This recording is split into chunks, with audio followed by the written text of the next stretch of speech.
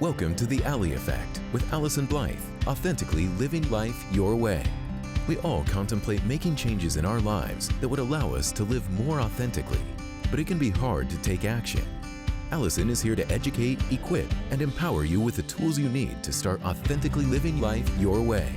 Get ready to eradicate your limitations and destructive patterns as you take full responsibility for your own happiness. This show is not just talk. It is conversation for profound self-awareness, acceptance, and appreciation, the key elements to stepping into the power as the creator of your very best life. The Ally Effect with Allyson Blythe starts now.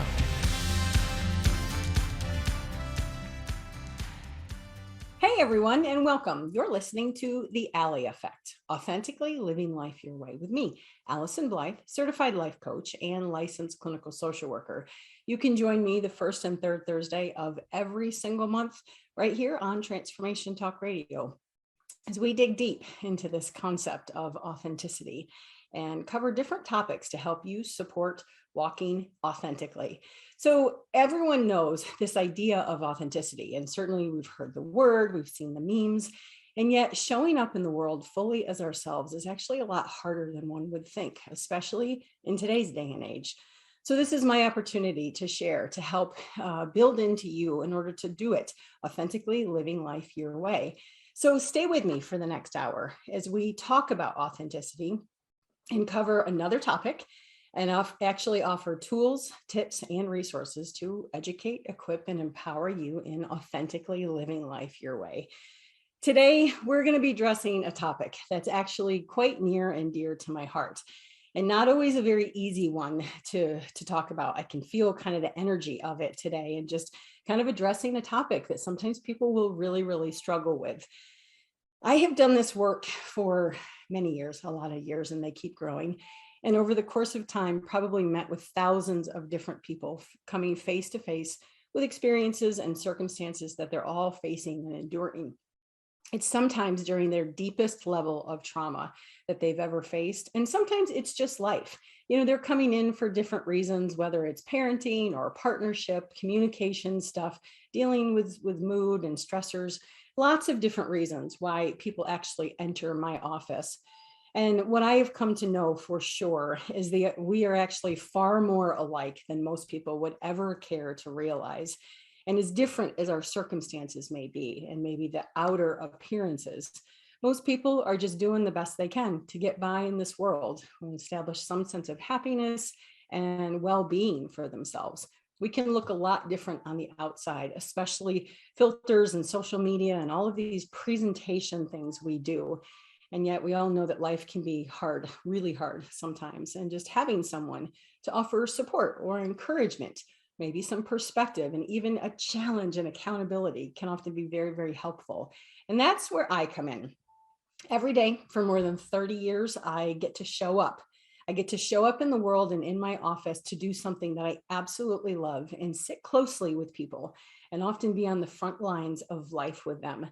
Yet there's one experience, one dynamic that has been very consistent for so many of the people that I see that often goes completely undetected.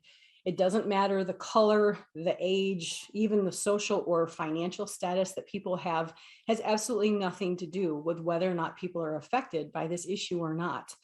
By now, with as many years of clinical experience as I have, the number of people who've actually taken a seat on my couch, there's a specific dynamic that I have seen in so many of my clients that I can actually begin to detect fairly quickly.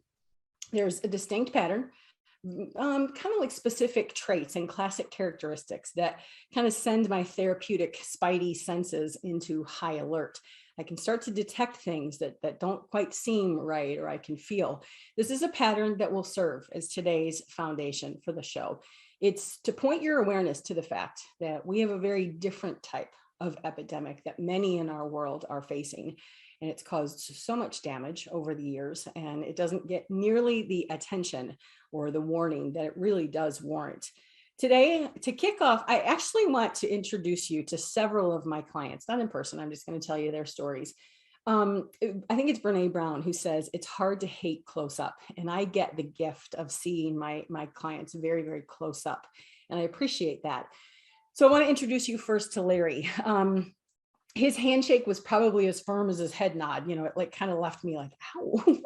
And he was very handsome, very distinguished, highly successful, fit, muscular, really lean. He was not mean. He was lean, with almost like militant like. He kind of had this appearance and this approach to life that's just very rigid and strict, and you could sense it as soon as he walked in. He had 3 kids and a wife, and he was recently coming in because his wife began to mention divorce. They had been married a very long time. He loved her dearly. And she came to him and said, I just can't deal with this anymore. This pressure and these expectations that you have, certainly the lack of warmth and affection had just left the marriage just cold and really on the back burner, because so much of his attention was always on his career, the appearance, the performance of the kids in school and in sports, and even so much focus on how the yard looked. He was rigid and had unrelenting standards for himself and for the people that he loved. And it had completely driven a wedge between he and his wife, and often left his kids anxious and trying to always please and perform for their dad. Everyone was on eggshells all the time, concerned about whether or not he was okay. And these were all things she cared nothing about. She would have rather, built a fire in the backyard or pop popcorn and watched a movie, right? And he did love his family. And he came in very motivated to prevent the deep heartache of divorce. When I started to inquire about his history, which I always do for people who come in, he just began to rattle off family dynamics. He would describe it as fine and totally normal. He described his father as just typical. He's a typical dad. He went to work every day, hard worker, good provider is what he would say. And his mom, he described as a faith-filled woman. She would clean, she would cook, she would do everything that was kind of expected for her to do and just make sure everything was just so. He referred to her actually as a very good wife to his dad. He moved quickly. He didn't want to spend any time on creating any context or any background. He wanted to know clearly how to keep his wife from leaving. And I saw his desperation clearly. And it was one of the most interesting things that I started to see. And that is what those spidey senses of mine got activated. It's like, why all this rigidity? Why the perfectionism and the pressure to perform? All those people around him. He was so shut off emotionally and completely unavailable in spite of the love that he had, despite all the love he had. So what's Larry's story, right? Like what's kind of the theme with him? And I wonder, is that rigidity, that pressure, that fear or concern, that drive about what everyone thinks, is that anything that you can relate to? So if you think about Larry kind of on this spectrum, I want to flip the scale and kind of go to someone who came in, and her name is Sally. And Sally was very petite. She was very beautiful, but her meekness entered the room long before she did. She just had this very meek. Her shoulders were rounded. Her voice was very low. She apologized for things that certainly were not even her fault or her responsibility. And her frailty was incredibly evident. And this sense of self that I talk so much about just didn't exist in Sally. She had been cheated on in every single relationship she had ever been in. As a matter of fact, this was now her 3rd major relationship in her life, and all of them had ended with her partner leaving for another woman. From the time she was a teenager, her very first boyfriend, she was in very destructive relationships, and she blamed things like her weight, her looks, her intelligence, her lack of sex appeal, and sadly even resorted to the fact that she believed she was a poor cook, right? She seemed to be a magnet for cheating people, and despite the damage, she just continued to stay. She stayed in the relationship, she endured and put up with whatever they dished out, and she never left. She gave loyalty long beyond what loyalty was due. Her childhood revealed a long-standing pattern of abuse and abandonment, and her mom had had multiple partners, many marriages throughout her lifetime, and chaos, disruption, and dysfunction were just as common as the sun rising every single morning. It was a steadfast nature, chaos and destruction. No one knew the meaning of stability or consistency in her family. Things changed in huge ways from day to day. Someone lived there, someone moved out, another person moved in. Men came and went quickly, and Sally learned to adapt herself accordingly, to pick up the pieces of her mom's once again devastated world. She had become a parent to her mom even before she could tie her shoes, her earliest memories, and felt responsible for her mom's emotional needs and picking up the pieces. She had absolutely no sense of self. She was anxious and totally overwhelmed. and simply couldn't handle any type of disagreement or conflict. And so she just put up with stuff. She did everything in her might to please and appease. And so you can kind of see the difference. There's Larry and there's Sally. And let's talk about Marcia. She's a little bit more right in the middle. Not right or wrong. I'm just trying to give you a scale of observation. Marcia was happy, and on the outside, she was very lovely and pleasant and polite. And yet close up, what I saw was a whole level of bitterness and resentment that was beginning to seethe from her.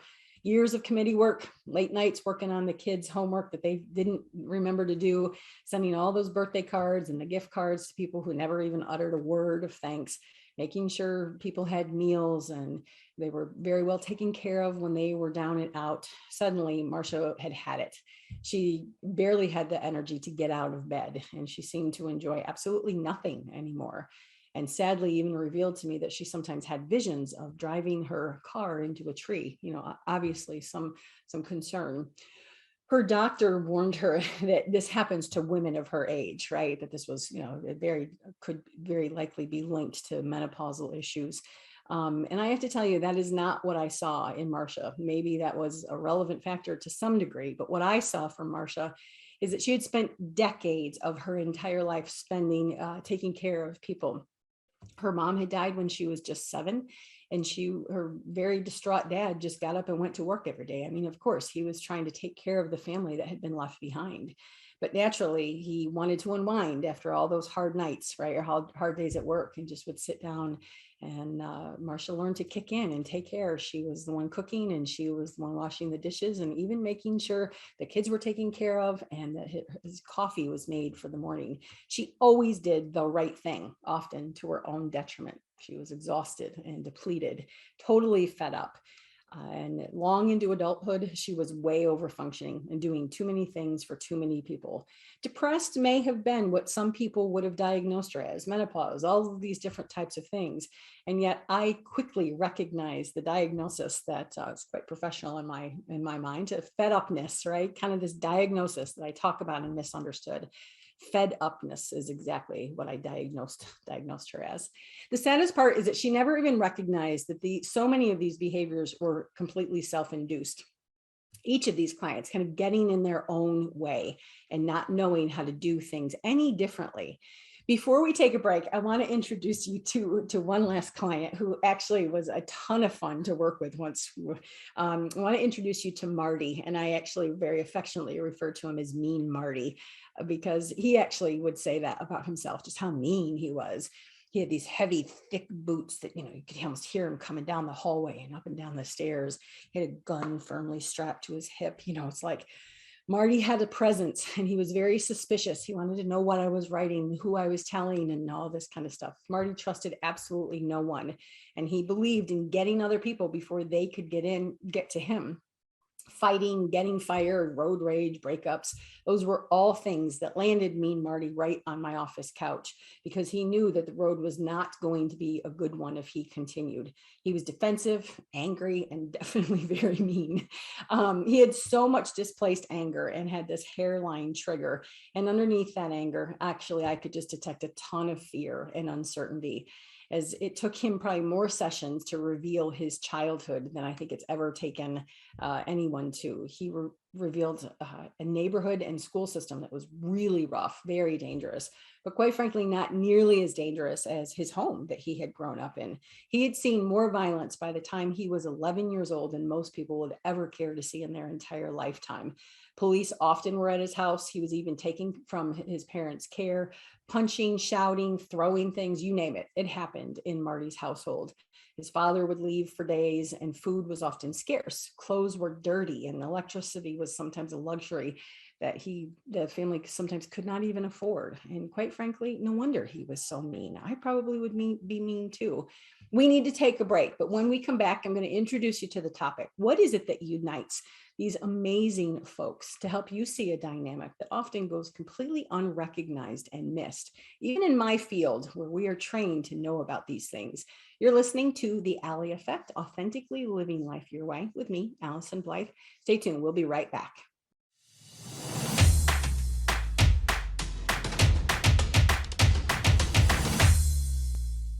We're back here on the Ally Effect, Authentically Living Life Your Way, with me, Allyson Blythe, certified life coach and licensed clinical social worker.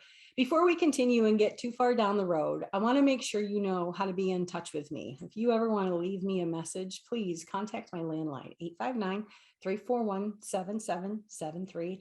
If you want to check out my website to kind of see what I'm all about and some of the services and programs I offer, AllysonBlythe.com.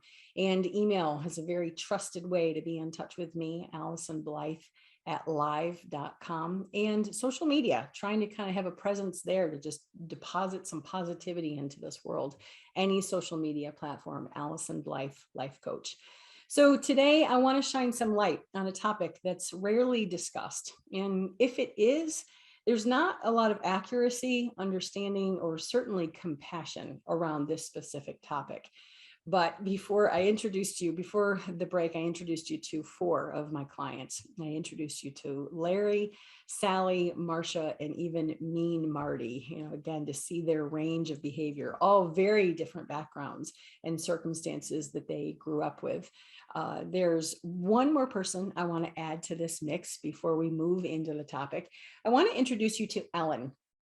A beautiful woman, highly successful, very well educated, very eloquent in her speech and in her demeanor. She was well traveled and had met influencers of every stature. She was an athlete and an achiever by all rights, and she was professional, very well accomplished, and perhaps even perfect might be a word that I think I would associate she was striving for. Her personal relationships, however, remember, hard to hate close up, she dated amazing men, right? She never had a hard time attracting kind, attentive, equally wealthy, educated, and traveled and accomplished men. But she had been divorced once, she had dated often, and simply could not and would not commit to anyone. It left her questioning, and honestly, some of her family and friends left her questioning, like, is there something wrong with me? Ellen's family history revealed huge amounts of money, right? And these money secrets actually distorted Ellen's level of history because it taught her well how to perform. So this family appearance of money and wealth and travel and stature all kind of created these generational messages that kept Ellen very well accomplished, very well traveled, lots of experiences, and yet completely unnurtured, not cared for, with any sense of importance, any kind of attention, or certainly no sense of mattering to anyone. And as amazing as her outer life appeared, she was completely a shell who didn't know how to commit. She didn't know how to let people in or see who she really was. Vulnerability was not even an option for her. She had just broken up with another real Prince Charming, like really a good guy. And her friends accused her of being crazy for leaving yet another man.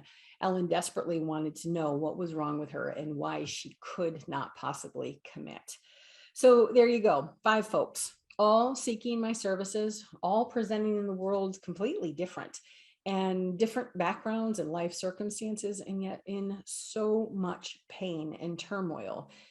Today, as we address this topic, it is a topic of a disease, and it is a disease that actually impacts an estimated 26.8 million. I actually had to practice that number. 26.8 million Americans, just Americans.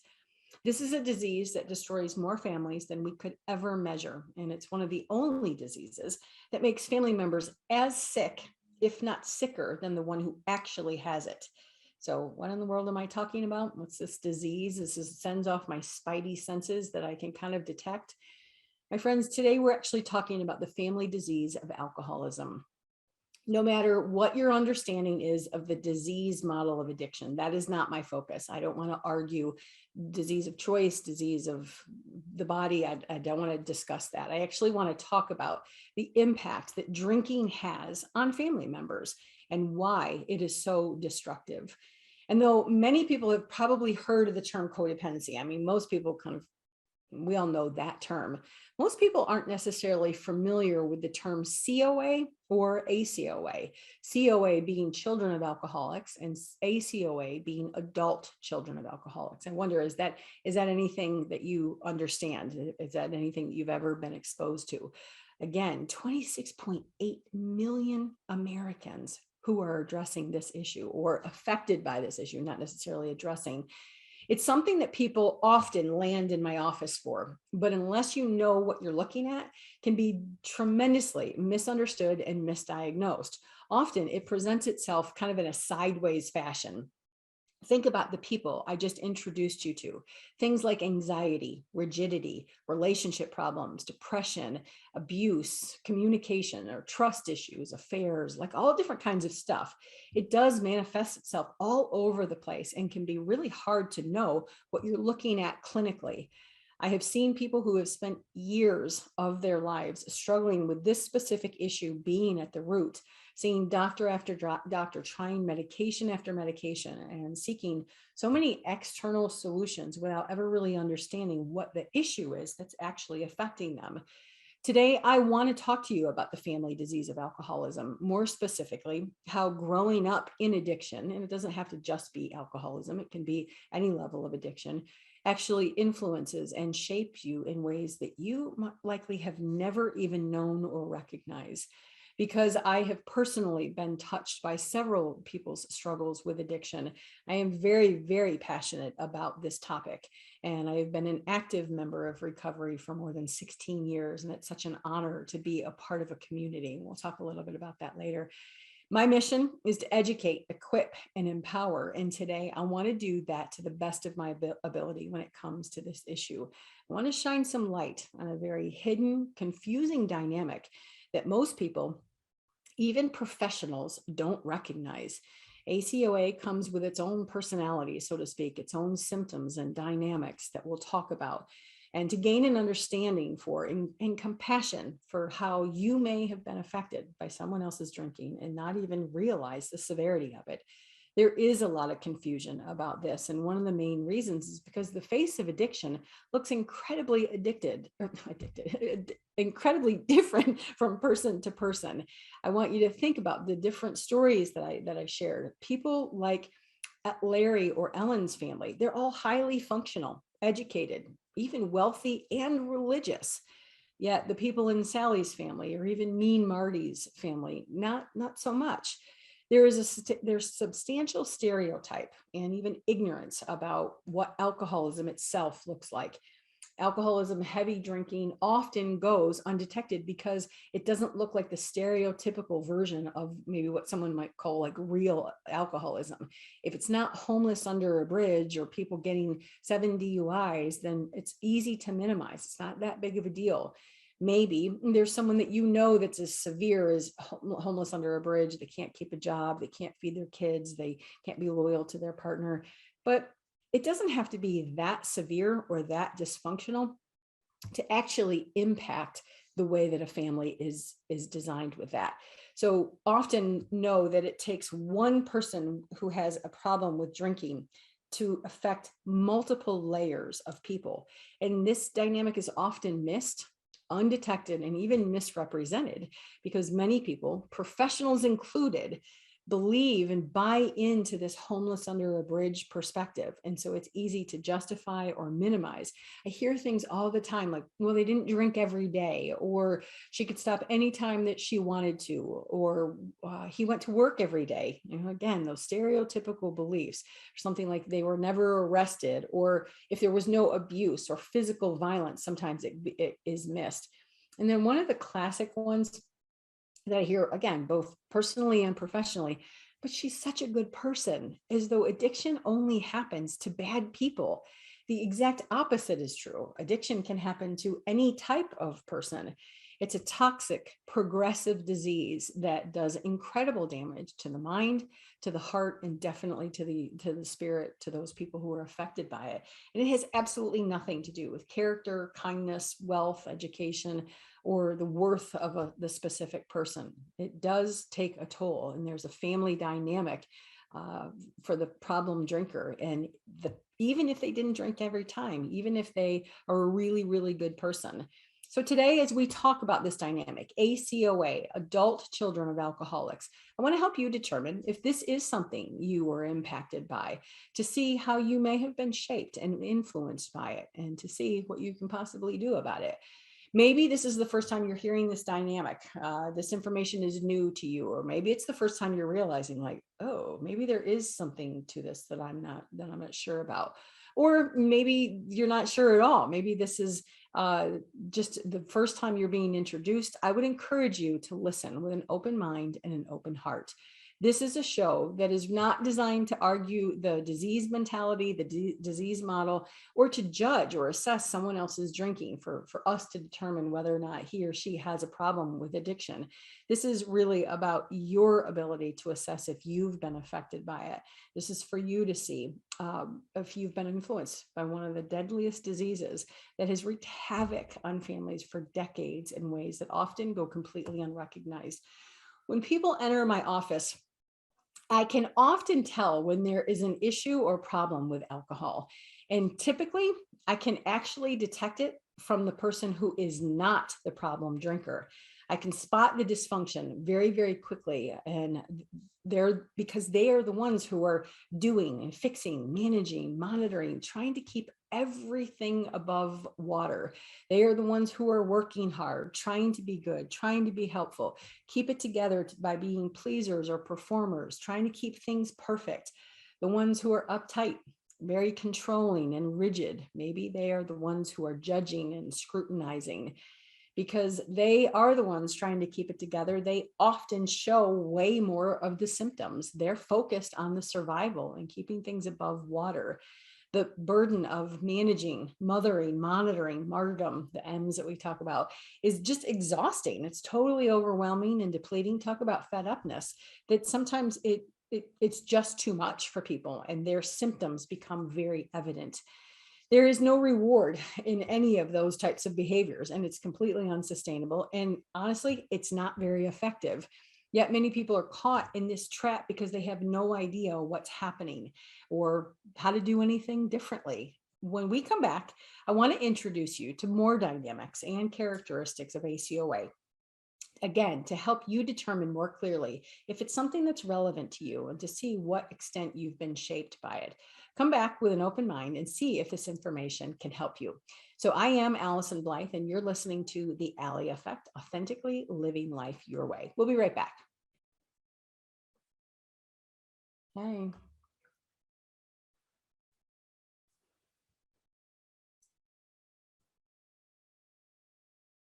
Okay. Cool. How long was that one?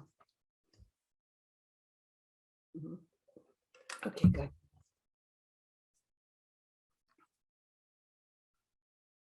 Yeah,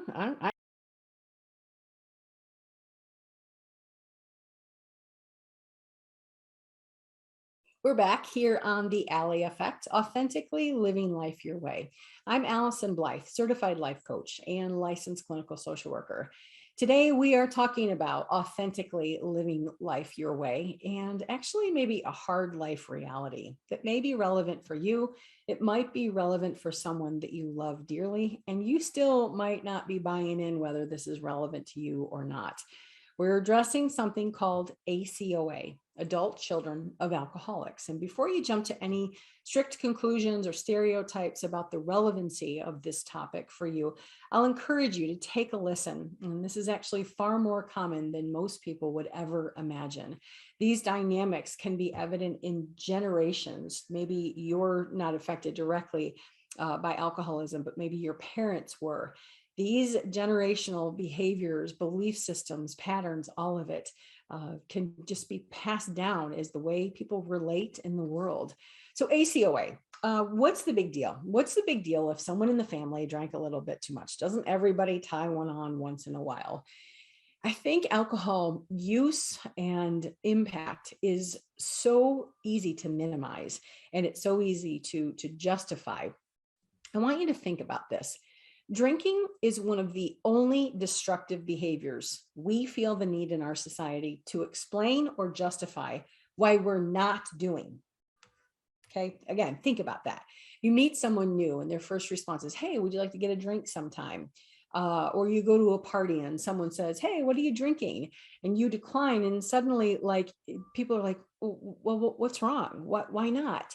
Suddenly you're the party pooper or the buzzkill or the prude, right? Like, isn't that peculiar? Like, if you really think about it through that lens, Can you imagine getting crap from someone for not smoking? Like most of us go like, oh, that's not really that's a pretty destructive behavior. And there's a normalcy about not doing really other destructive things.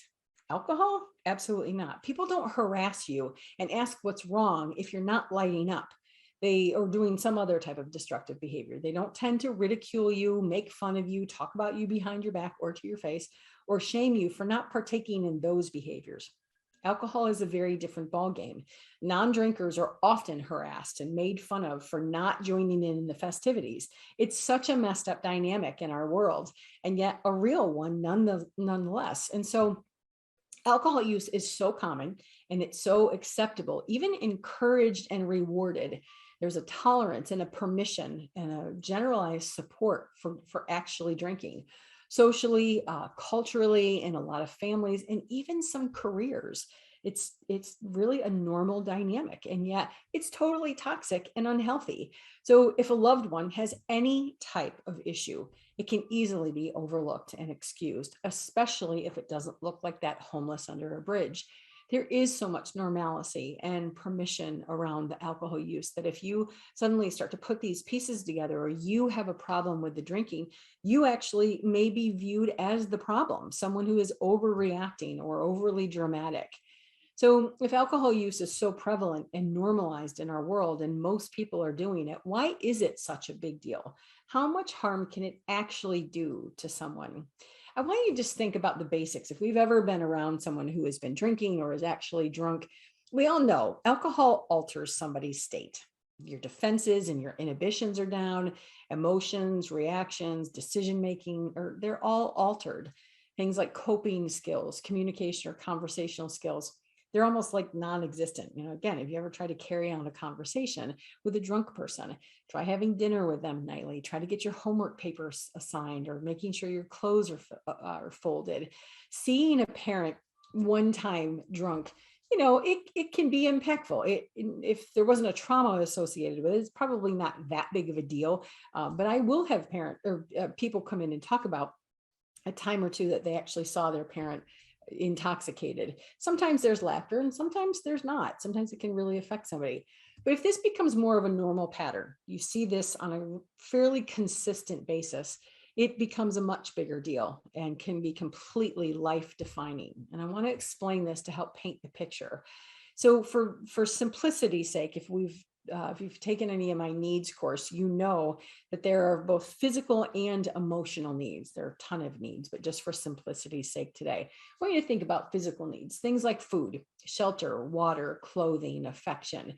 Think about somebody like Mean Marty and the realization that the basics of electricity was something that he couldn't assume would be there day to day, night, coming home from school. So along with that went things like hot water, even food, or a place to lay his head. I said to you the first time, no wonder he was mean. And I honestly think I would probably be mean too. It was survival of the fittest in his home.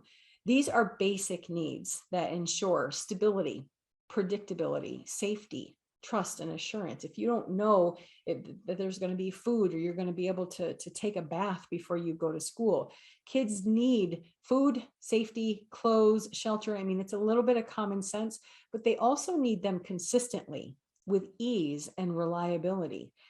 Anything that fractures these needs being met consistently will totally fracture your sense of safety in the world and trust in life, trust in others. If physical needs can even be things like a consistent ride home, you don't wonder, like, are they going to show up? Or are they not going to show up? Clean clothes, having things that you can actually get dressed in the morning, and after school snacks being in the cupboard so that you don't have to be starving during the night. Things like shame, embarrassment, and insecurity get planted into children at a very early age when these are their circumstances. So then you want to think about things like growth or learning, social development, playing on a team. That can't happen if a child's basic needs aren't met. So physical needs must be met for not only this core level of survival that a kid's going to be able to live day after day, but also their growth, their learning, and their well-being. And here's another critical piece, that just like homeless under the bridge perspective of alcoholism, if a child does grow up with their physical needs being met, the harm may not be as detectable. We would be able to witness maybe a home of filth or no food, a child who is not bathed. And let's switch gears and say that all of their physical needs are met and bruises aren't detected and things like that. It leaves us with this category of emotional needs that are so incredibly important in shaping a child's SOS, sense of self. Emotional needs for all human beings at a young age and even at an old age: attention, trust, reliability, to be seen, to matter, right? Those are just core basic emotional needs. Think about Ellen, and she always had plenty. She had plenty of things. She had plenty of opportunities. She had taken more vacations than probably anyone. Plenty of household help to help cater to all of her physical needs. She was never without in a physical capacity. And yet she was completely a shell. No one ever paid attention to her. She was only valued for the ways that she supported her family's appearance and social status. All of those awards that hung on the wall, the trophies she could display, and even that valedictorian status. And yet no one helped her come to celebrate. She had every physical and worldly opportunity at her fingertips, and no one cared. They did not pay attention to the artwork that she loved to do. I actually got some eye rolls from her family. Nobody attended the gallery event where her work was displayed. Dried her tears when she overheard her best friends talking about her in the locker room. No one certainly helped her pick out her homecoming dress, but they certainly did scrutinize the way that she looked that night. And one of the saddest elements is that no one knew that homecoming king that she was so incredibly excited to have a date with actually stole her innocence without her consent. You see, she faced life alone. Nobody paid attention. Nobody knew what was happening in her world or really even cared, as long as she kept up the appearance and was performing well and doing exactly what was expected of her. Emotional needs help you grow roots, right? Having your emotional needs consistently, they provide substance and grit, kind of the sense of worth in the world. I imagine like a tree, and that as it grows, it kind of the roots become established. And if that doesn't happen, if someone isn't pouring into and nurturing you in some way, it's like that first storm comes and just knocks you to the ground. Kids need to be seen. They need to be valued and protected. They do not need to always get their way, but they do need to feel like they matter and that they're heard. Things like structure, reliability, and consistency, these are all things that kids will fight and they will resist. They'll get so mad about when you try to implement, and yet they need them desperately. Kids growing up, kind of some of the family stuff like we talked about with some of the clients, when things were just so unpredictable and volatile in so many ways, not knowing if things were going to be okay that night, that morning. Things like connection, belonging, being a part of something, right? It's like what we call family, all provide a foundation and a footing for kids to really just launch into the world, to have some kind of sense of who they are and what they're capable of, knowing that someone's going to invest in there, to be there consistently. Even if they don't go to the practice, they're there to, get you in the car and get you back home, to have your back. It provides a sense of worth, personal value, and esteem. The world can be very big and scary, even as an adult. I mean, we all face times like, the world. But when you face that alone as a child, or your needs aren't consistently met, alcoholism doesn't allow someone, even if it's periodic alcohol, the dynamics are so distorted. Any kind of problematic substance use is filled with things like unpredictability, uncertainty, disappointment, and confusion. Examples that many clients have shared with me, like a parent who misses practice and you have to find your own way home. We already used that example. You learn not to trust or rely on anyone, this fierce level of independence and strength you promised, or maybe just defeat and not even trying. A promised holiday adventure that's suddenly disrupted by absence, arguing, or some type of violence. It'll cause dread and this fear. When good things start to happen, you actually become more terrified because you're just convinced that the shoe's going to drop. It creates this heightened sense of disappointment that even some of the smallest things are going to lead to deeper devastation. A parent who just acts weird when your friends are around, and so you stop inviting them, instilling a sense of like being different from others, isolated and unworthy, right? watching a parent pour a third drink and then having to get in the car with them to get to practice, to get home from the restaurant. Like, you've just learned about the dangers of drinking and driving, and yet you have to learn how to subside, how to push all that, to suppress all of that stuff so that you can listen and actually go through the process of just getting yourself home. Maybe you learn to deny your own personal truth or listening to voices outside of yourself, and you loathe authority for their hypocritical ways. Sally was a good example of this. Despite obvious behaviors of things that were going on, relationship problems, she was in chronic denial and continued to stay in things that were so harmful for her. Maybe the opposite is true. You've learned to be funny and lighthearted, keep things on the surface. Remember Larry, who talked about things were fine, or Marcia was a classic example, trying to be helpful and lighthearted, always doing for others. Maybe you wear a mask so that you can show people more of what they want to see, so that people will like you and they don't ever dig too deeply into who you are. Larry really did learn to live life on the surface and just to claim that everything was fine, and yet his wife was wanting to file for divorce. No one ever talked about problems in his family. He didn't know how to magically do that as an adult. He didn't know how to tap into those emotions. Marty didn't know how to feel safe in the world just because he magically turned 18 and had a woman who was interested in him, right? These dynamics become woven into the fabric of who we are and how we show up in the world. These matter. This can feel like some pretty heavy stuff. We do need to take a break, but when we come back, I want to offer you some hope. It can be a dark topic, and I want to ensure you that there is some light at the end of the tunnel. You're not alone, and there is information and support available. Stay tuned. We'll be right back.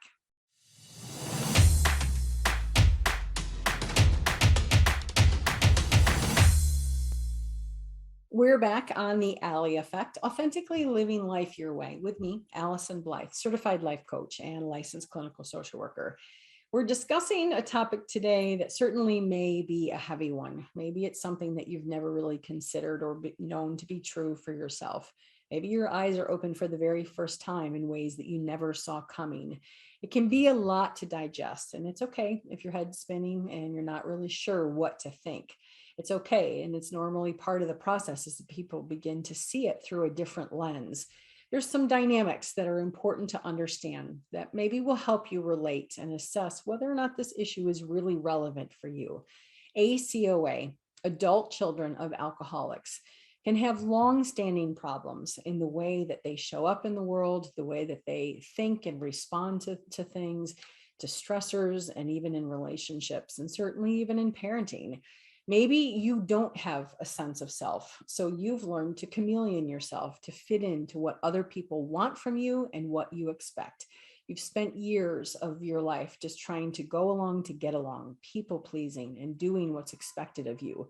Maybe you quickly get sucked into things that aren't good for you and wonder once again, like, how did I get here? Why do I keep doing this? It is not uncommon. This is actually far more common than people would think. It's not uncommon for someone who's grown up in some type of addiction to actually partner with someone who is an addict of some sort. Maybe it's alcohol, drugs, work, gambling, sex. It's incredibly common because adult children of alcoholics are great helpers. They're amazing people who tend to be fixers and managers, and they will invest in the potential that someone shows more than they will actually see the reality of that person. So often, adult children of alcoholics are connecting with someone who needs their services, so to speak, right? Except they're not getting paid for it. Things like denial, anger, poor decision-making, poor coping mechanism, showing up like dysfunctional in relationships. These are all really commonplace. Remember, I said we don't magically turn 18 and know how to incorporate typical life experiences. Remember now, this is why they call it a family disease. These are all people who haven't picked up the drink, right? I'm not saying that they never drank, but these are not the people affected that are actually drinking the alcohol, right? So this is why it's a family disease. I do want to offer hope. I don't want to just leave you. My mission is to educate, equip, and empower. I want to offer tools, tips, and resources. And I mentioned the 12 steps of recovery. And one of the things right out of the gate, if someone is even wondering curiously, like, wait a minute, is this some of what might be going on in my life? There are specific programs, Al-Anon, CODA, which stands for Codependence Anonymous, or actual ACOA groups.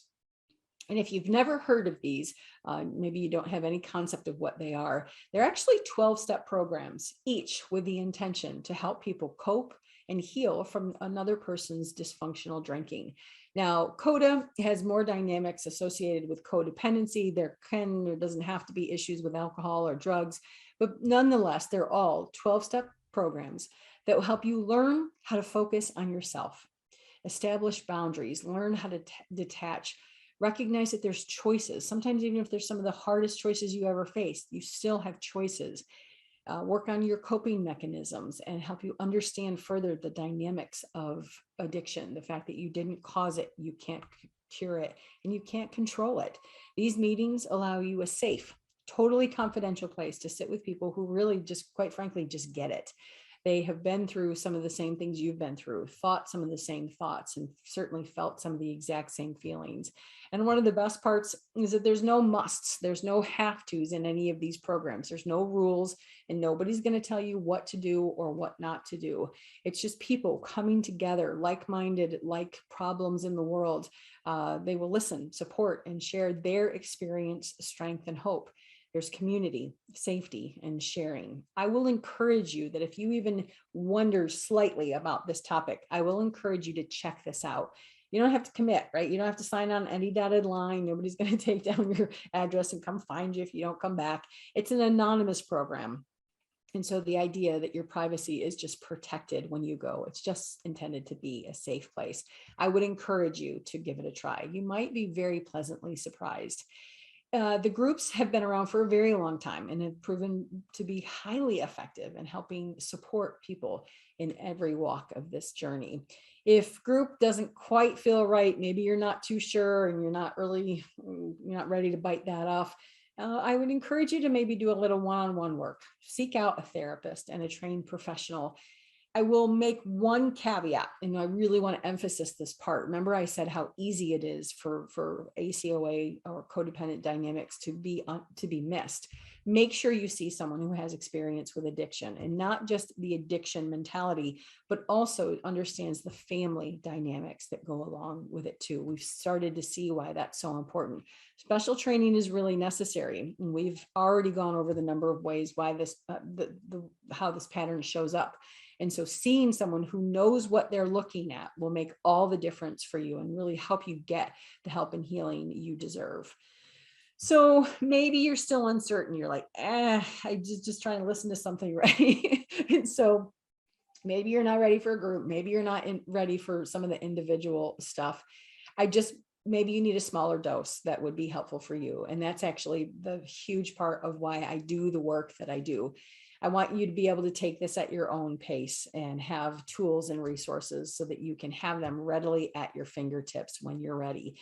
If you're wondering about all of this stuff and still trying to decide if it's relevant for you, check out some of the past episodes, right? Any of the tools that we're learning about is going to help a very typical person. But if you've had any type of ACOA questioning, past episodes, the book Misunderstood that I wrote, all of these teaching about boundaries, how you're spending your commodities, time, energy, and effort, and building that classic sense of self. Online courses, if that is more manageable for you and you don't want to commit to something on a consistent basis with maybe a group or therapy, you do not need to do this work alone. And you definitely do not need to do it the hard way anymore. I want to offer you some tools. Maybe today is all you can handle. And so if that's the case, if you've listened to any of my previous episodes, you know the one tool I'm going to hand you time and time again is self-awareness. Maybe today you've learned something new and your eyes are wide open and you're able to understand yourself in a very different way. Awareness is always a starting point of what you're feeling, what's going on inside of you and what's going on around you and why you're doing what you're doing. Self-awareness will help you pay attention and tune in so that you can start to recognize different types of engagements that you have with people.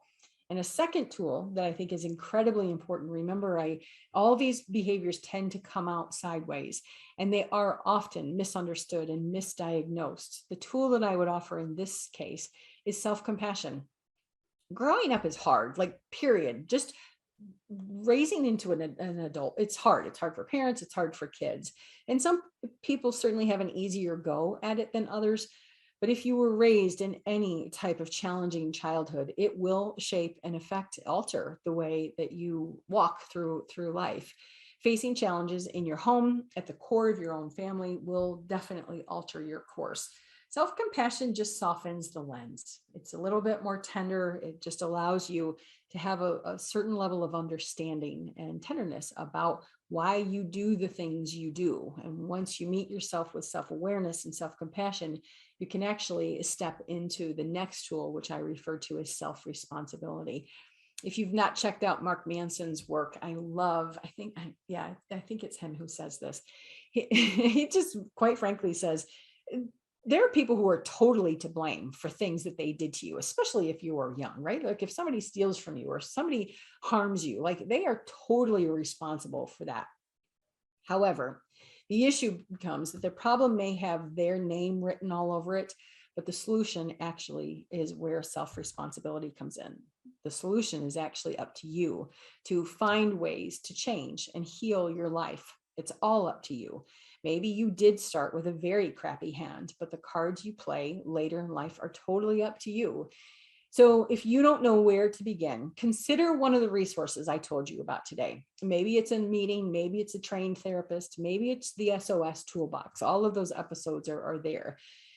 You've got some options and you don't have to do it alone, and you do not have to do it the hard way. If you're finding that some of this ACOA stuff is relevant to you, do your homework, really start to practice and get some understanding of what this dynamic is and how you can proceed with helping yourself authentically live life your way.